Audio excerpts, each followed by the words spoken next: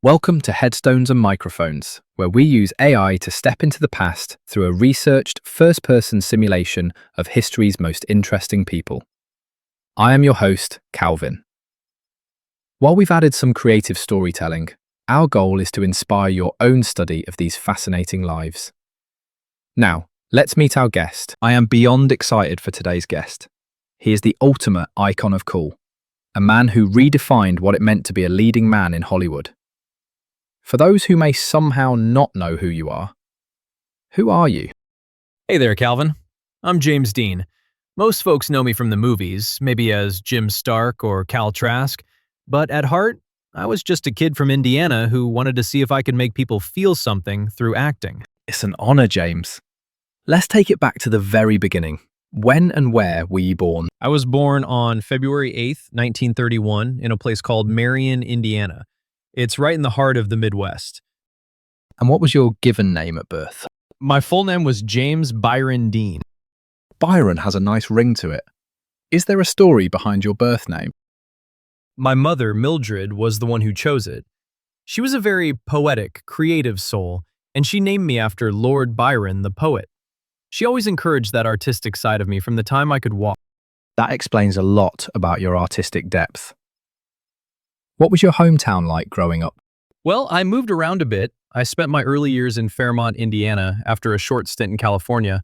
Fairmont was a small farming town. It was quiet, full of open fields, Quaker values, and hard work. It was the kind of place where you knew your neighbors and life moved at the speed of a tractor.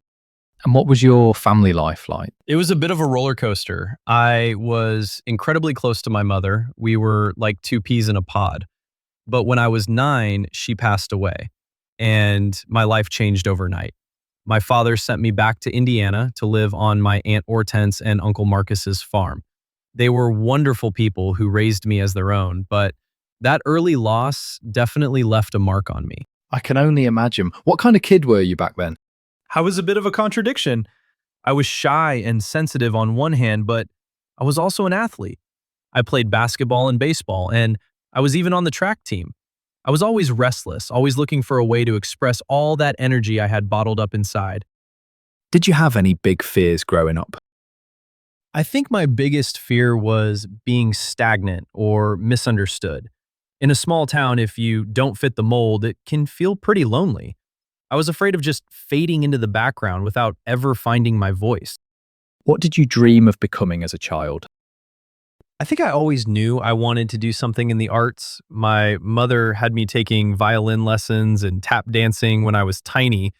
But as I got older, the idea of acting, being able to step into someone else's skin, that became the dream. And what were some of your favorite activities in school? I loved the drama club, of course, but I was also really into public speaking and debating.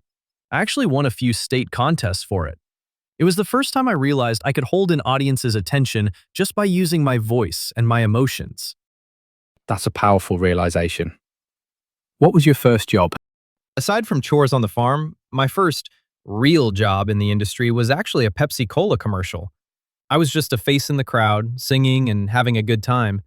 It paid the bills while I was trying to find my way in New York. Was there a moment where you realized you were different from everyone else?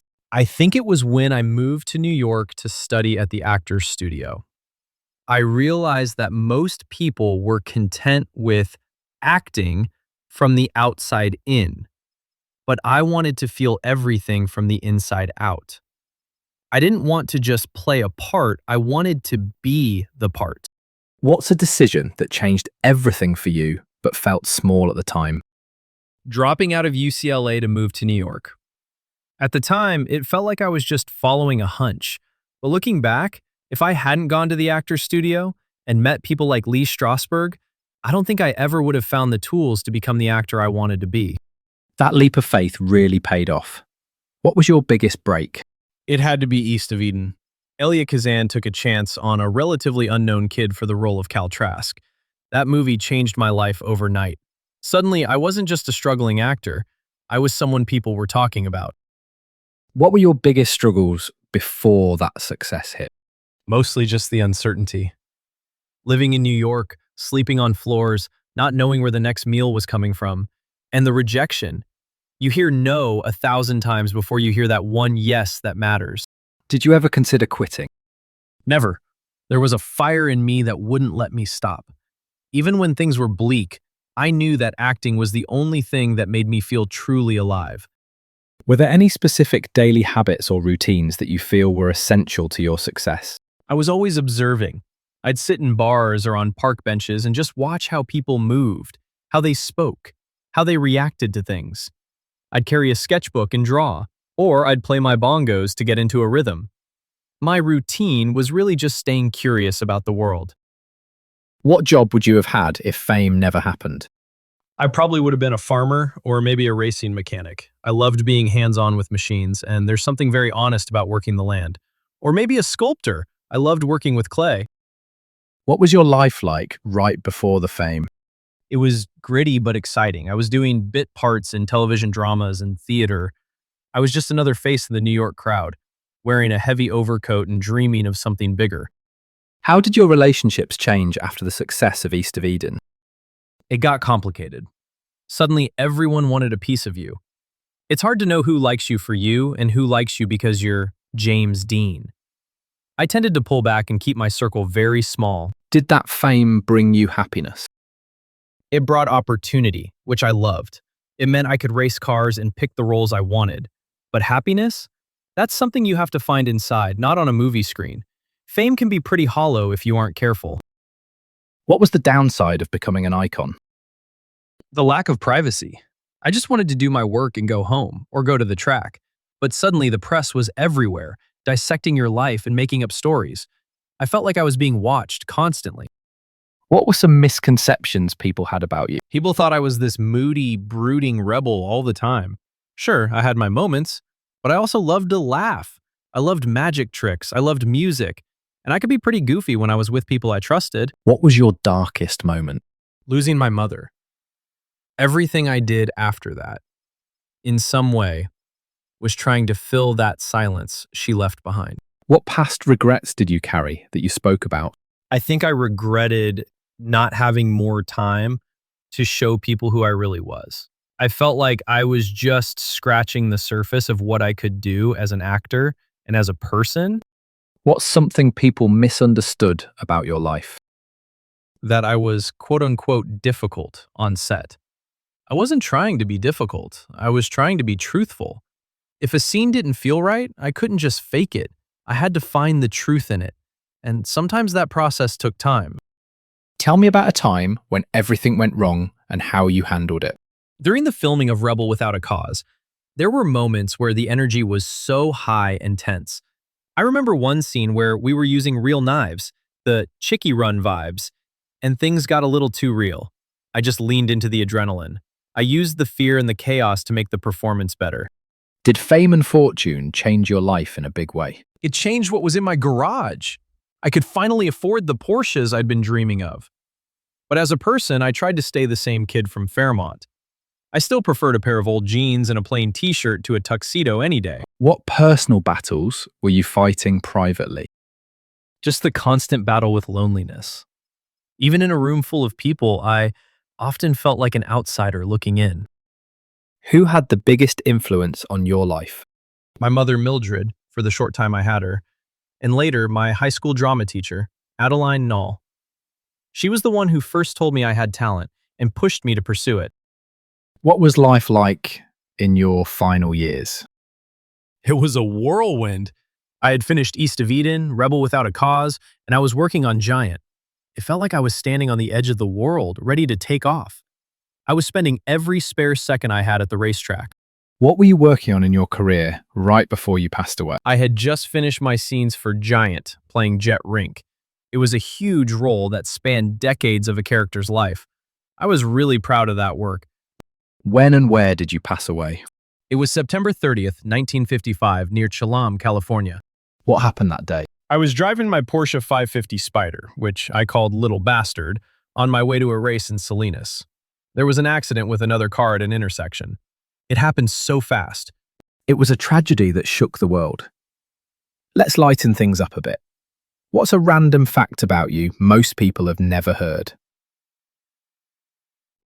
I was actually quite nearsighted. I could barely see a thing without my glasses. Most of the time when I was brooding on camera, I was actually just squinting because I couldn't see the other actors. That's hilarious. What's the craziest rumor ever told about you? Oh, there were so many. People said I was a human ashtray or that I had this dark, secret life. Most of it was just Hollywood gossip, trying to build up the rebel image. What was your most unique habit? I used to practice my lines while doing completely unrelated things, like washing dishes or working on an engine.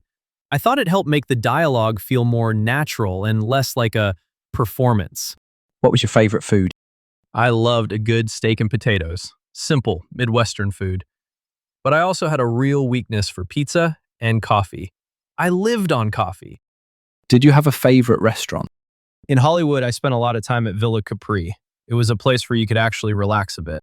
What was your favorite book? The Little Prince by Antoine de Saint-Exupéry. I carried a copy with me everywhere. It's a beautiful story about what's truly important in life. Did you have any known rivalries? Not really rivalries, but people always tried to compare me to Marlon Brando.